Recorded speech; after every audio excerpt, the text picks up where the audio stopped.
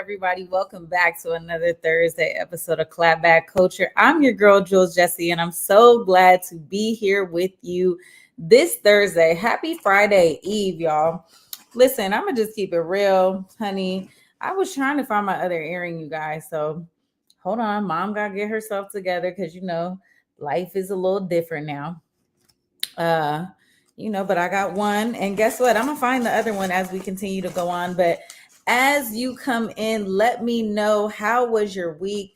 Share the stream. Let somebody know that Clapback Culture is on. And guess what? They gonna miss this episode if they don't go ahead and click that stream, you guys. So we want to be able to talk about everything and just share. You know what I'm saying? There's a lot that went on. All right. Listen, I'm gonna have to find that joint during break, but you guys can get this side. Y'all will get this side, right? Just get the good side. See that these, aren't these cute? My little Zara earrings. Go ahead and pull up in the comments. Let me know who's online. Let me know where you're watching from. Today is the first time that we have streamed on Instagram Live. So we are testing out this feature. This is something that, we will do on a regular basis if we can get this in. Lots on the menu tonight. I'm going to go ahead and start pulling these things up, you guys. Let me go ahead and see. Boom. Here we go. All right. I want to give you guys some quick recaps. I don't know if you guys remember, but remember the guy who lunged at the judge in a viral video? Well, he is being charged with attempted murder, you guys. We knew that the judge was going to go ahead and throw a book at him. But listen, the grand jury in Nevada indicted him and said, listen, you leapt over the courtroom bench to attack a judge. And they charged him on 9 different counts, one including attempted murder. In the state of Nevada, if convicted, Redden, the guy in this video, could face up to 20 years in prison. Nevada law includes a penalty of 1 to 20 years in prison for certain felonies against victims over 60 years old. So here's what that means.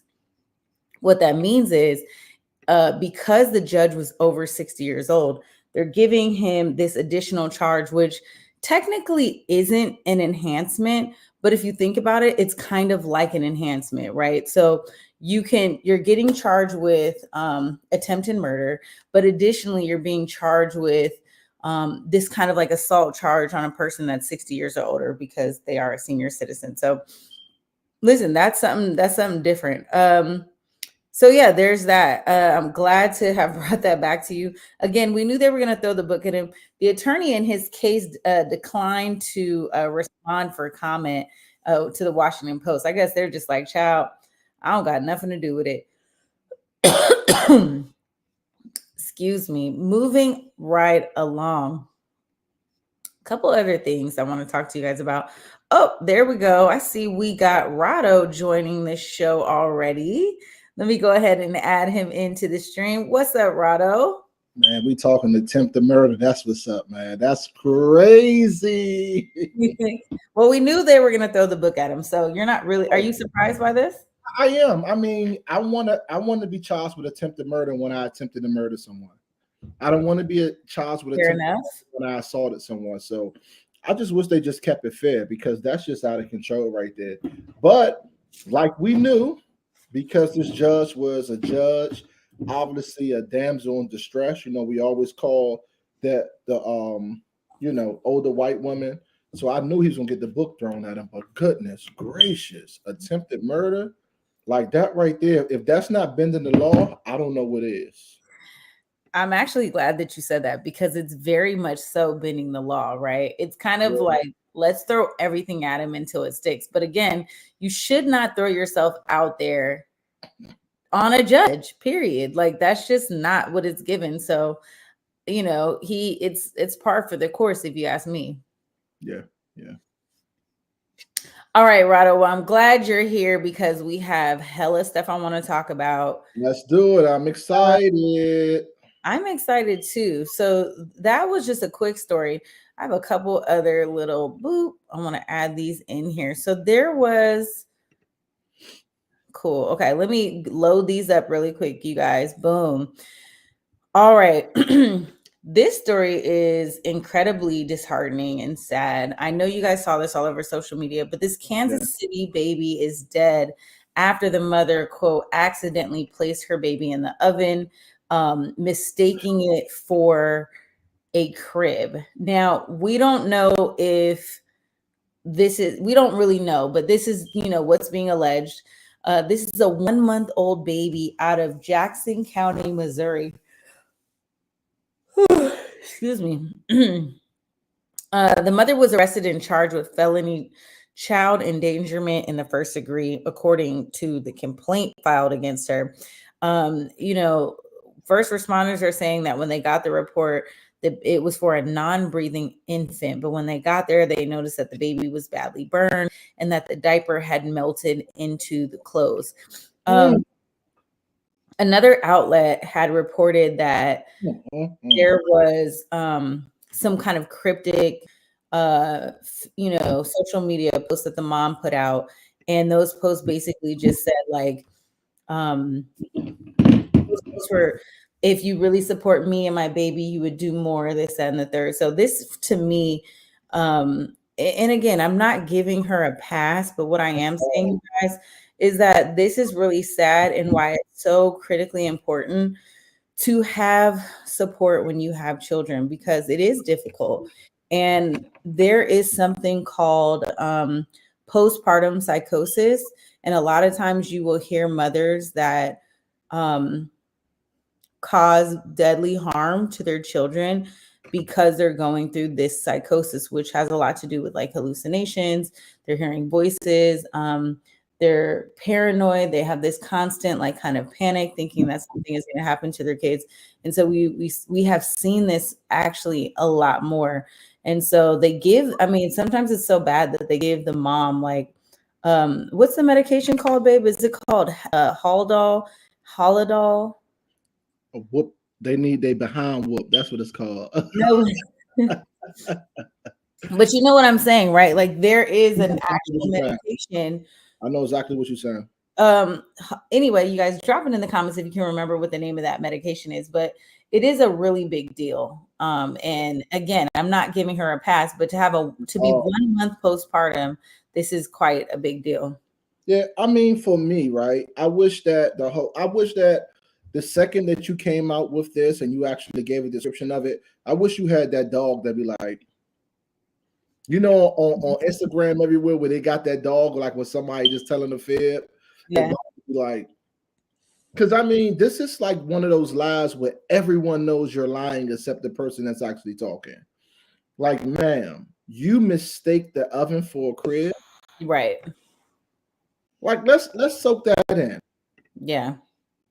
We're not going to sit here and say you retarded because when it was time to lay down, you had mistake that DICK to go up inside of you. Right. We're not going to play these games. You sit up here and put a 1 month old, your 1 month old in the oven and discarded her like a dog, like a cockroach.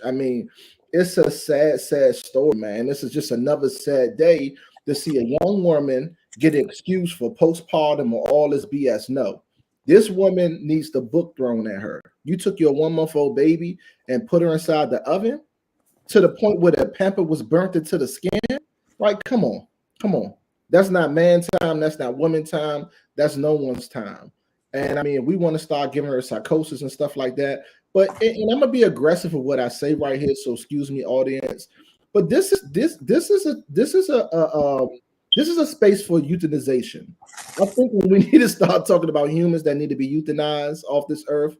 This is a reason right here. Like, come on, man. You embarrassing the culture, man. You embarrassing the human race with this, man. Well, I think it's people like you who don't give postpartum depression and postpartum psychosis have real merit. Like, this is real. Like, women really do suffer. And I'm not saying this is an excuse or a pass, but people have to actually acknowledge that this stuff happens. Now, Do I believe that she felt like the oven was crib versus the oven because it's turned on? You know what I'm saying? It's not like she went in the oven and it was a cold oven. A baby doesn't die in a cold oven. That oven was turned on. The oven was turned on. So you cooked your baby to death. I think it was intentional that she killed her baby. I'm just saying, I think you should look more into it to see what was the state of the mother. And here's the thing, they give it to white women all the time. You know what I'm saying? They give maybe they don't expose the white woman in those stories, because I've never heard of anyone putting a baby in the oven and mistaken. Well, not the oven, but you hear about plenty of mothers who put their babies in trash cans, shoot their kids, things like that nature. And a lot of times their infants are, you know, very young, or their children are very young. What is your take? Because women is always going defend women. You a mom of one and obviously about to have another, right? What is your take on this? Put yourself in their shoes. What is this woman thinking right now? How could you, what would be different for you to get in that space? I think she may have been suffering from postpartum psychosis. And the thing is every time I go to my OBGYN to get my doctor's appointments, they will screen me for postpartum. So you can suffer from some of this, like even while you're pregnant, and then it's like enhanced after you're pregnant. So they screen you literally like every time. And they ask you, like, do you have suicidal thoughts? Do you feel like you're going to hurt your baby, et cetera, et cetera. So there's a load of things that kind of like goes on, and that's being asked. And one, I think it's a good thing because, you know, for me, I'm not suffering from any of that. But again, I also have a very strong support system, but I've also found a lot of women, you know, as I go through my algorithm, that do suffer from postpartum depression. And I've seen different cases, you know, I like all my low crime shows and stuff. Mm-hmm. I've seen a lot of cases of women, at least a handful of cases of women that have suffered from postpartum psychosis, who do crazy things to their children. Now, here's the thing. Do I feel like that's an excuse and that they shouldn't get the book put at them? No. I think that it's important for the mother to take the responsibility to get the care that she needs. And I also think it's important that when you do decide to have children, that you do have a village so that they can support you. Mm-hmm. And see, is this person acting different? Yeah. What kind of stuff are they putting out on social media, and having somebody to check you, you know what I'm saying? And like checking in to see how you're doing.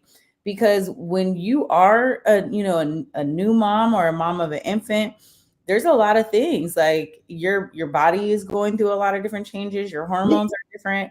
Yeah. It's a lot of different things. So it's not an excuse. What should the father be able to do in this case? So what I've seen is that the father, in some cases, have called, you know, in for mental health treatment and had the mother checked in and got them on like those, you know, antipsychotics, which is highly important. But even then, sometimes some women don't even come out of that state for like over a year. But it is possible for you to go through postpartum psychosis and be able to return back to your baby. But that's a huge threat. But I think the father plays a huge role in protecting their kids and protecting the mother from their kids. Well said. Rest in peace to this baby, man, and prayers for the rest of the family that having to deal with something like this, man. This is incredibly stupid. Yeah. It shouldn't happen. But again, that's why you just gotta check in. You do. Check in right now, Lucy. How are you? Thank you. I'm doing good. I randomly cried today too. That's how I know my hormones are off. Why are you crying? What happened? It's funny because while we're having this show right now, you look like you about to cry. It's like, oh, really? I'm like, are you about to break down? Like, is that not? I have no idea. I was like, why do I feel so emotional? I was watching a news story and I was like, that's gonna make me cry. So I don't know. I'm just moody. Okay, moody. But not psychotic. Okay. Or depressed. Neither one. Okay. Just hormonal, you guys. Hormonal. Okay, we'll go with that. We'll go with that. I think you'll be glad to hear about this. Okay. Your boy Shannon Sharp says that we're good, and he Man, posted. he done that wreck, man. Listen. Wait, let me introduce the story, Mr. I gotta hurry up and get it out. So Shannon Sharp says we're good after being in conflict with Mike Epps. The two Black celebrities were going back and forth following Shannon Sharp's interview with Cat Williams. It got so bad that Mike Epps said that he's not fighting, he's gonna bring that strap. So the two of them decided that they were gonna make up. Shannon, as well as Mike Epps, said that they could have handled the situation in a better way. The conflict, to be quite honest, their beef was stupid. It was a social media fallout. It really didn't have anything big. It was just, bravado versus bravado, if you ask me. But listen, I think they were at the NBA All-Stars or something like that. And so they met up, they shook hands, they had a conversation about it. And Sharp was unhappy about, how the chatter had, about the whole Next Friday movement had been and blah, blah, blah. And then Mike Epps started talking about his sexuality and this, that, and the third. But one thing we know about Uncle Shay Shay is Uncle Shay Shay be ready for that wreck. So it's nice to see that they were able to kind of figure this one out. As you can see, I couldn't wait to come in on this, right? Yeah. You gave a really good introduction and description of this whole situation. But basically, it boils down to Michael Epps saying that Shannon Sharp looked like Medea and he's gay. And Shannon Sharp came back on his show later on in another interview and was basically saying, I don't care about the gay part, but for him to be saying my name and bash me, he was really mad that he called them these names. But anyway, Shannon Sharp basically said, listen, don't worry about what you're talking about. Me and you going to be together this weekend for All-Star Weekend. We're going to both be in the same city. Man, when I say he said it seriously, Mike Epps felt it. Because Mike Epps came back, y'all. He was like, just know it ain't going to be no fighting. I'm going to have that gun on me. Man, Shannon Sharp is huge. He's probably the most in shape 55-year-old on this planet. He works out every day. He eats right. I mean, he's a Hall of Famer. He's intense. So, no, Mike Epps did not want that smoke, man. Good job, Mike Epps, of saying you apologize. That's the fastest piece that you've seen in celebrity. Why Monique can't do that? Oh, listen, honey. Do you want to jump to Monique? Because I gladly can. Monique, are you gonna sit down because you keep telling everybody to look in the camera? Are you ready, Tyler Perry? Are you ready, Oprah? Are you ready, DL Hughley? Are you ready, Monique's son? I mean, can I go on and on? Who's ready? I mean, we might as well jump to the next topic in the complicated relationships of Monique, her son, Uncle Daddy, Oprah, and Tyler Perry, honey. I think you said it best in a conversation that we had today, that Monique is one of those people that tells Black folk what they need to hear, and it's raw, and tells us a lot of stuff that we don't want to hear, which makes us not like her. But one thing about Monique that I don't support is that in the situation with her son, she is the pot calling the kettle black, in my opinion. Okay. So Monique was recently on Shannon Sharp's show, Club Shay Shay, on that podcast, and she had a really good, poignant interview, and a lot of her conversation stemmed around her former conflict with Oprah, Tyler Perry, and Lee Daniels, Kevin Hart, blah, blah, blah. Listen, the list, DL Hughley, anybody, everybody, the rest of the world. I appreciated that she told her truth. And I think a lot of what she said about being underpaid in the industry and how she doesn't want to work for free, she understands her value, all these things. Like, I'm all for that. I support that. And I think and I actually did not believe Monique at the time that she sent it, that she dropped these allegations, when in fact, now I fully understand that she was telling the truth, especially because folks have come out recently, like Taraji P. Henson, talking about how Oprah did not pay her, did not treat her issues, yeah. properly. And we've heard along the way that Tyler Perry has done some of the same things. But again, these are our Black heroes, and we don't want to hear about that. Yeah. And originally, I felt like Monique could have handled this a little bit better, but when she gave her explanation, I felt like, you know what, I will support Monique on that, because she made a big point that we just didn't want to hear it from that messenger, right? We didn't want to hear it from the fat Black woman who got a loud mouth, who's from Baltimore, who's going to tell it like it is, who has a super overly opinionated husband, aka Uncle Daddy. And honestly, Uncle Daddy is crazy. I feel like I'm torn between how I feel about her and Sydney. So Sydney Hicks is Monique's husband. They have a set of twins and another baby, I believe.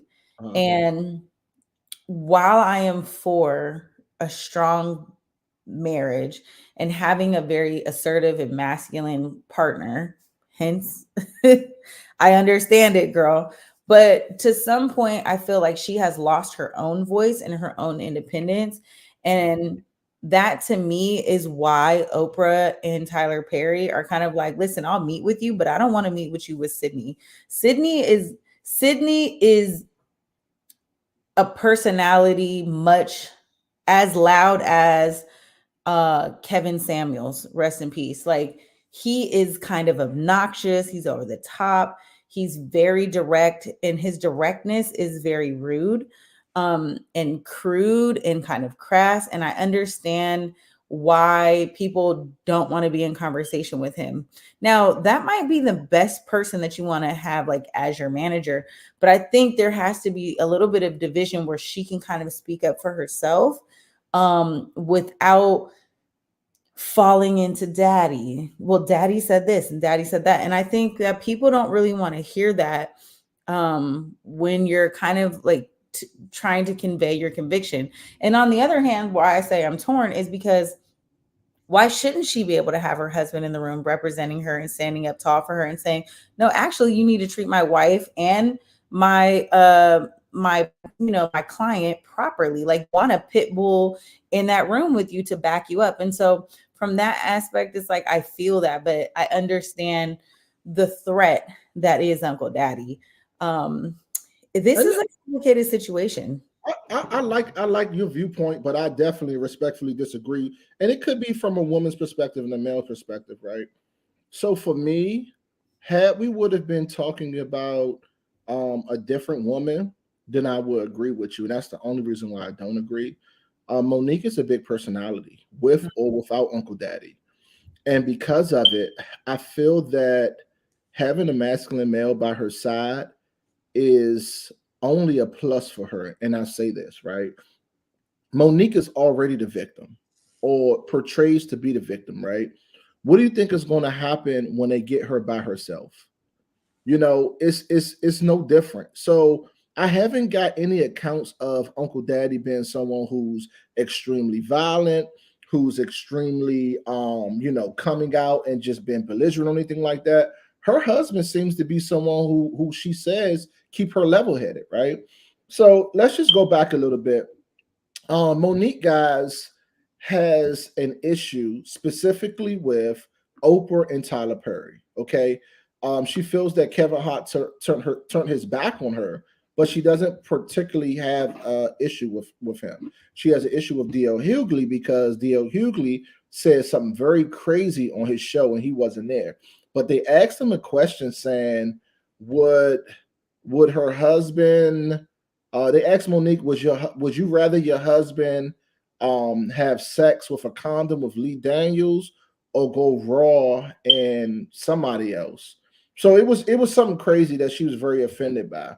Needless to say, she had a phone call with Tyler Perry since all of this have happened, and Tyler Perry issued an apology. Well, when Tyler Perry issued this apology, she recorded it. Mm-hmm. And everyone seems to have an issue. When she was having this interview, and she even told Shannon Sharp, soon she said, he was like, whoa, why would you do that?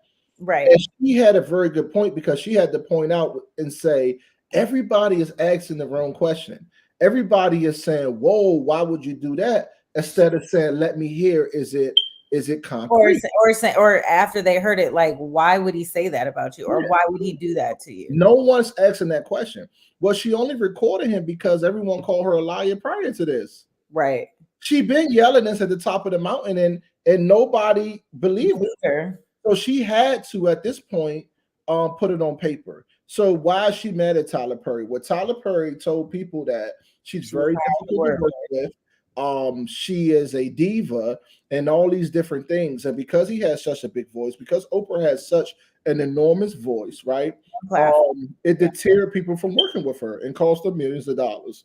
So her thing is not so much putting in a lawsuit, but just asking for retribution, asking for him to come out publicly and just say that she's not this person.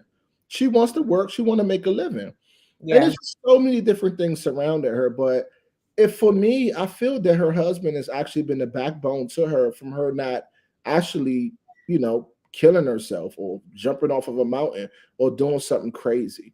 That stability at home is very, very important. So for me, I would advise her never to enter a meeting without her husband, because if that's her true backbone and if that's someone who she feels going to protect her, the problem with women is this: the second you allow your man who is going to put his life on the line to be removed, then you also going to let someone who don't care about you to be in a space.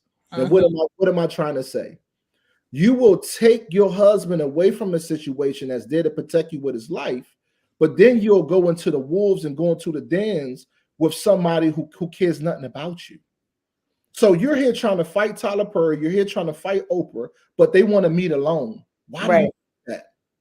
Why do you think that?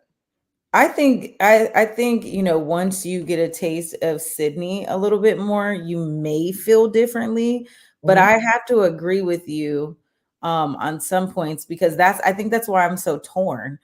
I think she deserves to be represented by somebody who's going to put it all on the line for her. And I think, what better person would you want to go into a fight with than somebody who's going to put it all on the line for you, right? Like, that's exactly, you don't go into, you don't go to a gunfight with a knife. Like, she's going to a gunfight with another gun. Has there been rumored that he's been a hothead, someone that's just crazy, someone? No. He's not a hothead. He's not like a Wendy Williams. Okay. He's not that. So what did we say? I think he's more manipulative and obnoxious. And I think you raised a great point that he's never shown signs of violence. He's not doing anything but being an like a man that's not taking no BS. Exactly. So he should be crazy. Not like he's pompous. You know what I'm saying? He's just one of those people who, Monique said it best, he's not going to bow down to the power of Oprah and Tyler Perry. He's not going to kiss the ring. He's not that kind of guy. And that's why, from my perspective, I'm like, that's exactly who you want on your team. And on the other hand, I'm thinking, but you also lost millions of dollars behind someone that rubs people the wrong way. And could you have gone about things in a different manner? Remember, we had the conversation. So she had an issue with D.L. Hughley, you guys, and it was about a stupid what would you rather question conversation game that they were playing on D.L. Hughley's show. Now, while it wasn't D.L. Hughley himself, it was on his show, and it was some of his co-hosts of that show that asked her a really inappropriate question, saying whether or not would you rather Sydney have sex with Corinne Steffens without a condom? That's what it was. Yep. Yep. Or have sex with Lee Daniels with a condom on. Exactly. That's highly inappropriate. And I would be extremely pissed off if anybody asked me that about my partner. But this is the thing too, right? And not even to cut you off. She felt the way because, first of all, like for me, I'm not homophobic, but I don't play homosexual games, right? I don't play that. I don't like joke around like that and stuff like that, right? So when you know your husband, and we're talking about a man, we call him Uncle Daddy, he's super masculine and all these different things, right? And I know for you being on air right now, just saying that, you know that if someone asks you that question in open air on one of the biggest radio stations in the world, I'd be you'll offended. be sitting there stuck. Like, first of all, how do I defend my man? How do I protect him? Like, it's bigger than what it's looking like, because at the end of the day, no one's playing that. Like, Right. that's crazy right there to ask that kind of question, because it belittles your man. But not only that, I think when we were having a conversation about it, you raised a great point of like, they would never play with Beyonce like that. You would never see anyone ask a question to Kamala Harris, Taylor Beyonce, Swift. You talking Taylor about, Swift. yeah. You're talking about women who are on a different pedestal. Michelle Obama. You would never. Oh my God. Time out. Imagine asking Michelle Obama a question like that. It's out of character. It's out of. Imagine asking Oprah a question like that. You never would. So why You wouldn't even play with her like that. And I would think you ask Monique a question like that? It's because you think of her like what? here's why you feel comfortable asking Monique a dirty question like that. Monique is loud. Mm-hmm. She has a potty mouth sometimes, and she's the auntie that you love. She's that auntie that just keeps it real, who has a couple drinks, who's gonna shoot it straight. Like, I love Monique's personality. She's got that big, vibrant personality that's authentic. And the reason why people love her so much is because they see their mother, they see their aunt, they see their sister, their cousin. And that's why, unfortunately, you don't treat her with the same esteem that you would your grandmother. Absolutely. Your bougie auntie, your teacher, your professor, like your boss. She doesn't have that je ne sais quoi, even though she's earned it. Yeah. She's earned it. But I think that is why people don't know. I think that's why they cross boundaries with her and they disrespect her. And I also think it has a lot to do with her appearance. Absolutely. So, and she talks about that a lot. To be a big, beautiful Black woman with a loud mouth and a big attitude, I think she does face a lot of harsher scrutiny than someone who fits statistically the idea of Black beauty in a different way. And also everything that you're saying, we can't go away from this part, right? The biggest portion of it that happened to all of our Black and brown people is that she's being devalued. Right. And we have to understand what this looks like, right? When you say things, when you ask things, when you put these things in the atmosphere, we are devaluing our people. So for D.L. Hughley to come out and just say it's not a big deal, he couldn't even see that they were devaluing her. Yeah. All he seen was that you are a Black woman, you've been through hell, you got tough skin, we are comedians. Girl, you could take that joke, shut your behind up and take it like the rest of the comedians take it, because this is a part of our world. But this is not just a part of her world. She is being represented on a huge stage, and you're talking about her husband. And you know what? I think that's I agree with that. And guess what? We don't agree a lot on this show, but I totally agree with you on that. It's different. It's a little different. And I don't think that D.L. Hughley was ready to see her growth. See, people are growing at different stages. And while we see her as an equal and they're best friends, Monique is on a different level. She's growing by this time. She's in movies. She's trying to get certain roles. What we have to start understanding is that Black and brown people don't get the same amount of chances as our Caucasians. We just do. When we are staying, we're staying.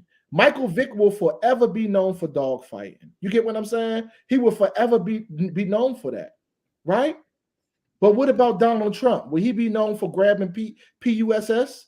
Will he be known for his sexual assault cases? Right. Will he? I mean, if we listen, we can bring because everybody say Trump known for giving out stimulus.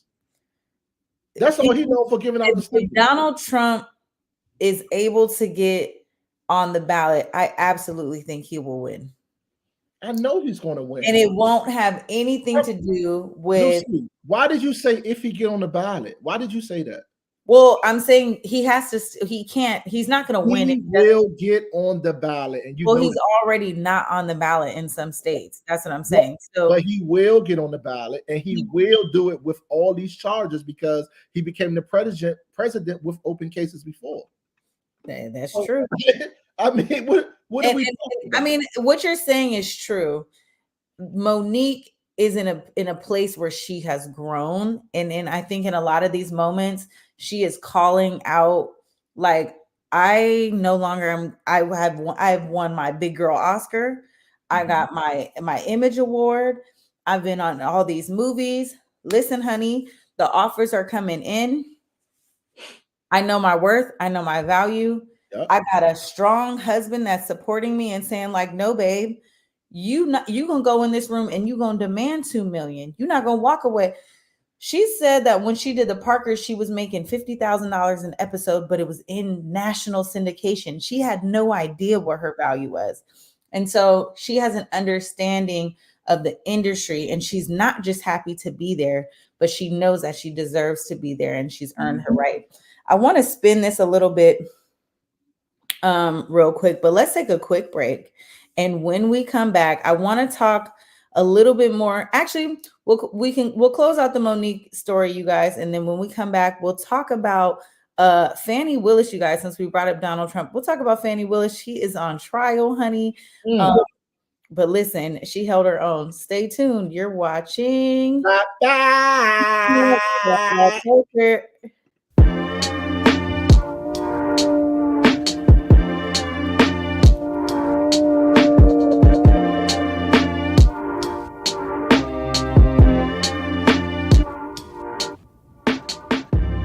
Converge Media produces culturally relevant content for Black and urban audiences.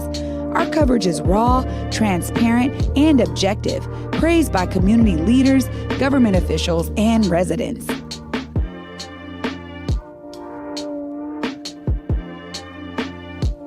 Support Converge Media today via Venmo, Cash App, or PayPal at Converge Media.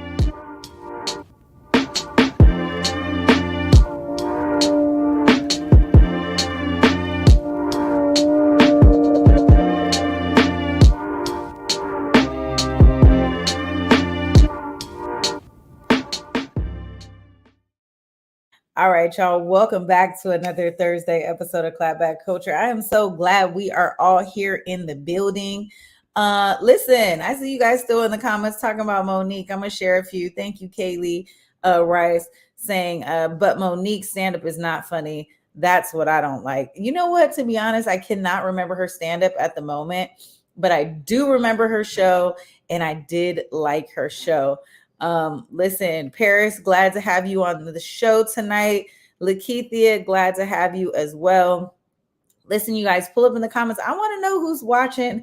I want you guys to join the conversation with me. Excuse me. All right. I said I wanted to talk about Fani Willis. I'm looking at the time, and I'm going to change my mind. I'm just going to show real quick. Listen, you guys. Fani Willis told these people, she is the district attorney out of Georgia. She told them people today, she said, look, if you think I'm on trial, these people are on trial for trying to steal the election in 2020. I am not on trial, no matter how hard you try to put me there. Listen, Fani Willis is that girl. If you haven't tapped into this story, please do. She's the district attorney out of Georgia. She's the lead prosecutor as well in the case against Donald Trump. And she took the witness stand today, even though nobody expected her to do that. And she's, basically getting backlash for having a romantic relationship with Nathan Wade, who is the special prosecutor she hired to help run the case. Listen, he was paid over $650,000, honey. They went on numerous trips together, like Aruba and Belize. Thank you. Both of them are great places, sis. But she is holding her own on that stand. Rado, I'm not going to keep us here long on this story. But I will bring you in just real quick because we don't got much time and I want to get to a few clapbacks. Have you seen this? Have you seen this viral moment? So I've seen this, and she just made, man, it's funny because we were just talking about, are we going to remember the things that Trump did? Doing things like this, Trump will be on the ballot, guys. You have just gave him a get out of jail free card. Oh, yeah. Anytime there are any kind of sexual scandals or any of that between counsel, it automatically just shows a what is that, Lucy? It already just shows a, what's the word I'm looking for? It discredits the case. Discredits the case. Absolutely. It discredits it. It puts a smear campaign on it. They're trying really hard. I don't know if this is gonna stick in. They're basically alleging misconduct. I don't know if this is gonna stick. It's gonna stick. Listen, she is killing it from the witness stand as a representation of herself. She is coming at them hard. Pull this up, you guys. Like, this is strong, powerful Black women. That's all I can say. She made a stupid mistake. And the thing is, she did. Like, first of all, if you're gonna date someone, why not just wait till after the damn case? That's it. Why are you this horny? I mean, she's so horny. Your boy Plies that he was like, man, she's so sexy. I like the way she's doing that. He was like, I know she got some good. Man, sitting up there jumping on them lawyers like that, man. Separate business. For everybody that's watching this, man, separate your business life from your romantic life. Period. We're gonna bring this in. This is a very sad situation. This Kansas City shooting. Just some quick updates on this. They do have 2 juveniles detained. They have not released the names of the shooters, nor have they released any charges against the alleged shooters. The chief of police out of Kansas City is saying that they still have some idea of what did happen. They're not sharing the details of the case just yet. And so we're all kind of left in limbo to see what is going on here. But 2 juveniles in custody, at least 11 children were shot in this and injured. Ages 6 to 15 were injured. 9 of them with gunshot wounds. All are expected to recover. We do know that there was the fatal shooting death of Lisa Lopez Galvan, that local DJ and a mother of 2. She died in surgery after being shot. It's not clear what the motives were. There is some rumors going around that this was kind of a shootout. And, in the press conference, one of the reporters did say that, there is a large number of homicides coming out of Kansas City. Real quick, Rado, what's your take on this?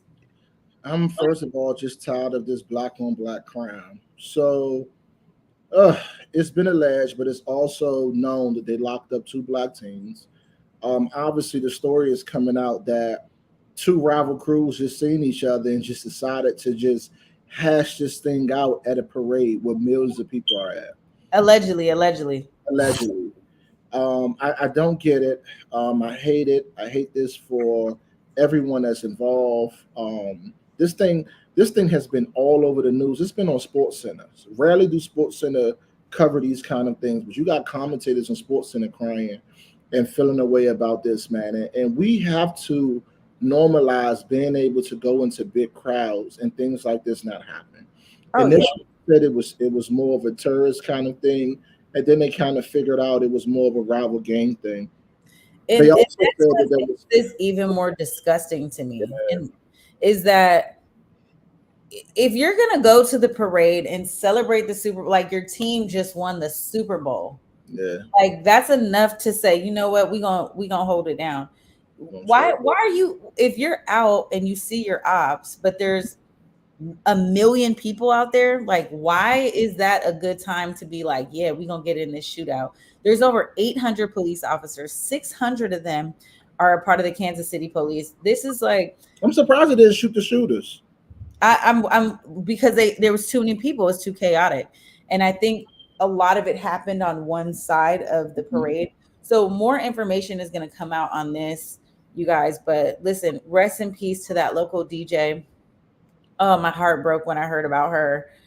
She was just an incredible woman from what people are, describing her as.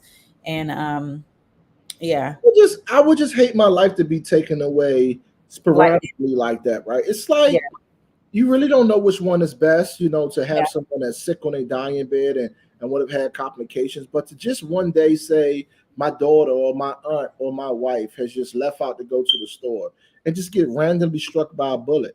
yeah, It's nonsense, man. I'm so tired of it. And there has to be a place for this. This stuff has to stop. The yeah, young boys was, if you guys don't understand, for our viewers, they had a switch. So a switch is basically a part that was made for Glock back in the 80s, right? It was for military only, which is why I don't know why it's become popularized now. So it went from 1986 and skipped 20 some 30 something years and became popular in 2017 on up, right? Or maybe even 2020 due to the pandemic. But what happens is that it turns a regular handgun, mostly a Glock, into a fully assault automatic gun. And as soon as you hit the trigger, you're able to just shoot out everything that you have. And that's one of the reasons, right? So when you're using a switch, there's no accuracy in the gun. Bullets go all over the place, and that's why you have a mess like this. So you got juveniles who don't properly know how to even use a firearm the safe way. They got a switch on it, and they're just shooting into a crowd, man. At some point, this shit has to stop. It has to stop. yeah. It's messed up. It's super messed up. All right, let's lighten it up a little bit, you guys. I got some clap back for you, Rado. And this is for all the men. I'm gonna take us out. Come on with it. Take us off stage for a second so I can play this video.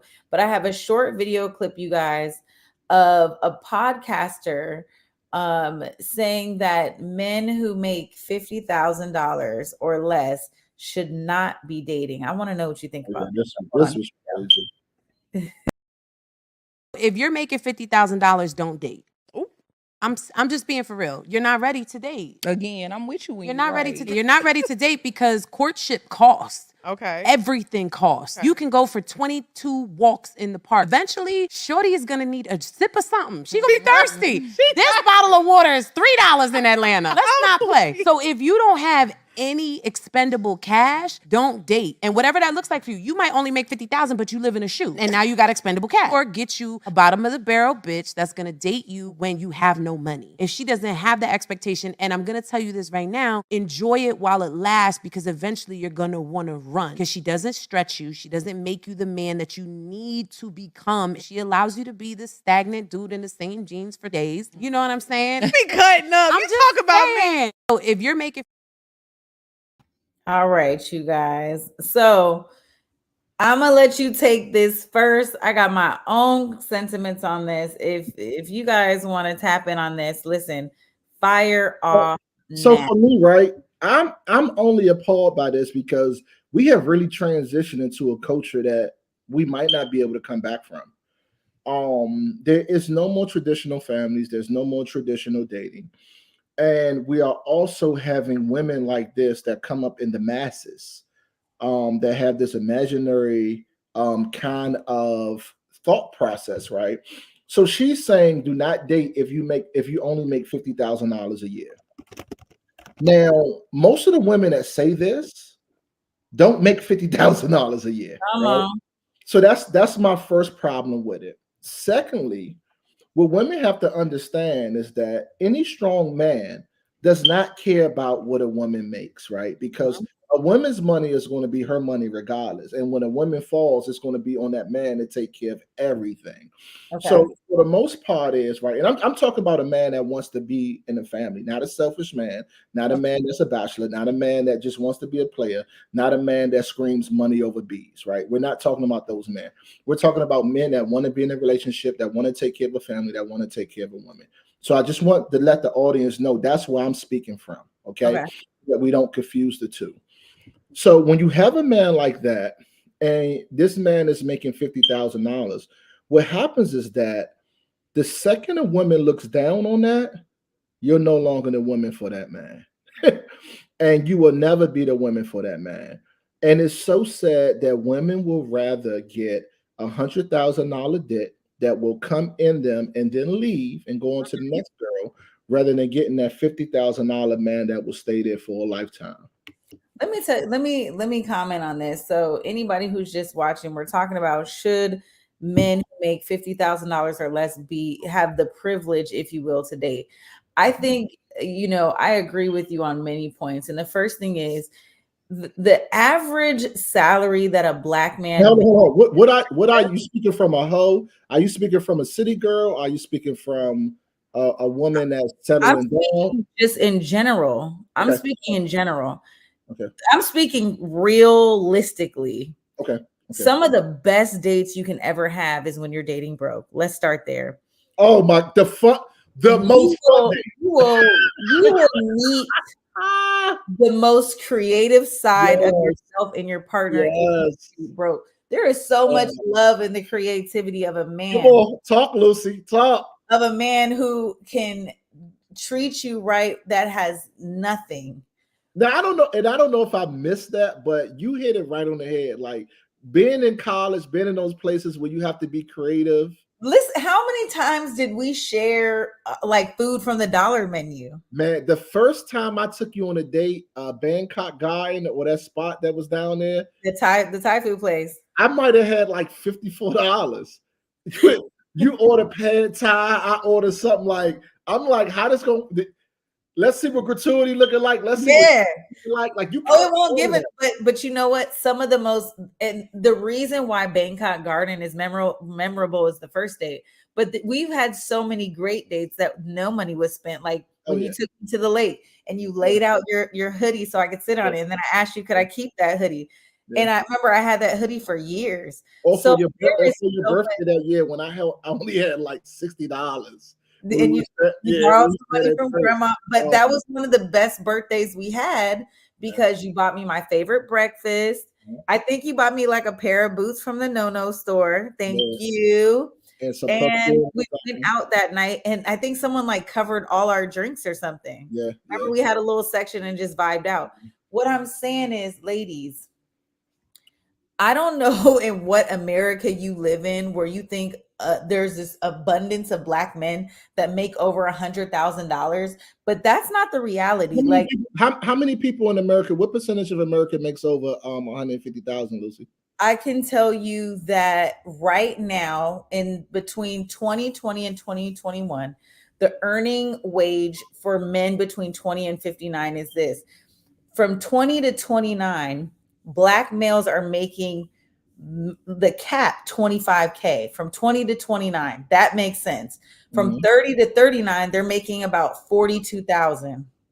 From 40 to 49, they're making $51,000. So that's Black, not Hispanic, and that's broken down by the Social Security Administration. So this is statistics coming straight from the folks that they're paying taxes to. Now, of course, there's this, and I see my niece in the comments like, I think they're looking for scammers or drug dealers. And that's true. A lot of city girls go with the scammers. Yeah. They go with the dudes that are selling dope and things like that because they have that lavish lifestyle. But listen, sis, listen, young girl, let me come and talk to you, young girl. You are not ready to hold a nigga down in jail. Excuse my language. You might not be ready to be that down girl. So if that's not the life that you're ready to have, then you need to go ahead and move on and take that guy who works for Microsoft, for the guy that works for, the Department of Parks and Recreation, who's making an honest living of $60,000. You see what I'm saying? $40,000, $50,000. Support that man while he's in college. I think. Can I say this though? And this is going to be crazy but I just let me make my final point and then I'm gonna give it to you. 50,000 plus 50,000 is 100,000. So if you bring 50,000 to the table, I bring 50,000 to the table. We got $100,000 across the board, and we living good. But go ahead, take it away. And this is kind of like a bombshell, but I just want to say, hey, women, y'all pussy not that good to be thinking that y'all could be demanding this. How long do y'all think that pussy is good for? Watch it. Once we have, listen. Once we have sex 5, 6, 7 times after that, you're average. And that's if it was cooled in. So it's like women only having vagina to bring to the table. You guys are devaluing yourself to a point where you could be nothing but a prostitute or a hoe to us. And that's what I want women to start understanding. For the women that saying you can't date someone with 50,000, it's because you don't come with nothing to the table. You don't come with anything to the table. Well, and not that they can't. Like, this is what he means by that is this. A man, a good man has zero expectation of what the woman brings to the table. Of course, they want someone that they're proud of, and they can say, "Oh yeah, my wife, she has a Emmy-winning podcast, or she works downtown." No. We're not talking about wives here. We're talking about girls that want to date. You said wife. Well, I'm saying a girl that wants to date you like that she's coming to the table with something, but it's not a requirement. It's not a requirement. Absolutely. You're not counting her ducats, is what I mean. Yeah. But bring something to the table, that's a plus. Exactly. But at the end of the day, it's not factoring into your decision on whether or not she is wife material. So you know what? Most of the women that are so delusional that say this, you know what they bring to the table? They bring a Honda Civic and a check-to-check lifestyle, living in an apartment that's not fully furnished. And I see it on the regular basis. They are struggling, so they want to be with somebody to put that fire out or help them. But for the most part, they're not sitting there bringing enough to the table to cultivate that relationship. And you women want a man to come straight in and pay your rent and buy you a car and take you on trips. And then what? When do you have time to work? Sophia is going in the comments. I love Sophia. That's my girl, Sophia. This ain't for you, love. This for them girls that's delusional. Them young girls coming in here. She said, "I got 5 degrees." and 3 times. Not that good. And I got a Thank you. Listen, Doc. But that's the problem, though, Lucy. This is what I'm saying. The women that talk like that don't come in the relationship making less than 50,000. They're youngins. But that's the thing. I think it's inappropriate for these podcasters who try to be relationship experts to tarnish this idea for young people coming up thinking that they're not valuable enough to date and have a good time. You have to date. You have to explore and have a good time. You should go on broke dates. As a man, you should go on dates with $54 and see how it's going to be. Yes, it's expensive as hell out here, but everything doesn't have to be a Netflix and chill. How about you cook?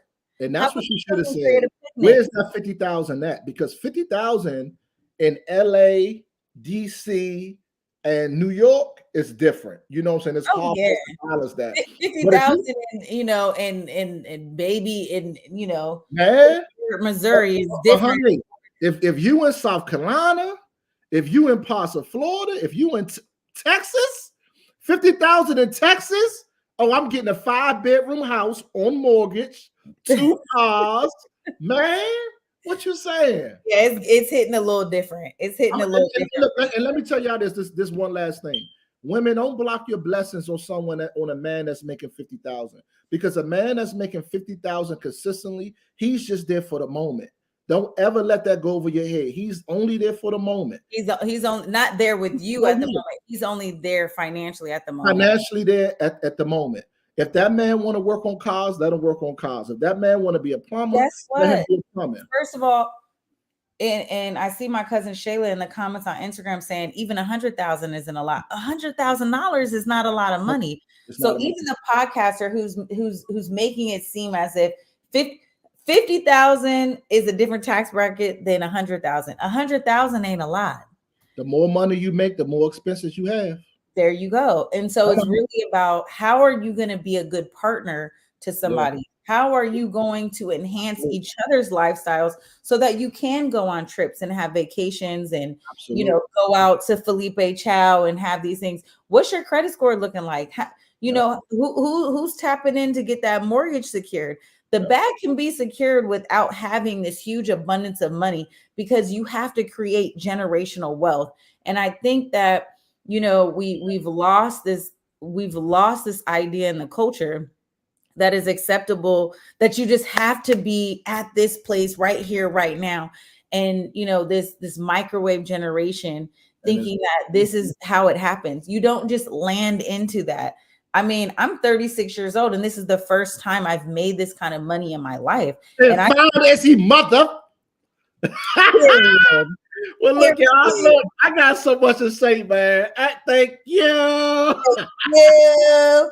And we did it broke, didn't we? We are over on time, and we try to keep this thing at an hour. I love you guys. I love talking about these clapbacks. When I am not here, you guys can catch me on all platforms at Roddo007. That's RODDOE 007. Always check in on my Gmail.